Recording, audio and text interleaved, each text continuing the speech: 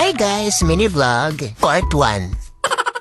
2 days na nga lang birthday ko na kaya naisipan namin pumunta sa Sitio Antonio Inglada. Pagpasok mo nga, unang bubungan sa'yo ay dinosaur. Roar, roar, roar.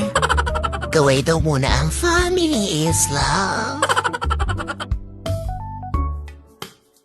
Dahil busy pa nga ang Rao at sa cottage, naisipan ko muna lumibot.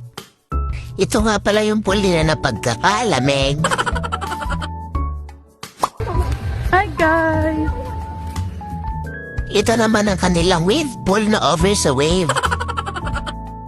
Picture muna, sabay talbog sa pool.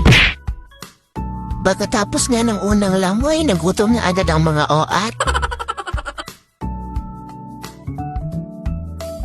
Nakaswimming na lahat-lahat, ngayon palang maglalagay ng sunscreen. Pagkatapos kumain ay busy na naman sila magpabebe.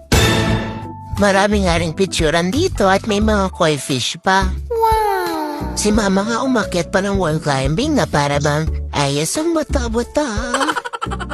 See you sa part 2 guys for our swimming moments.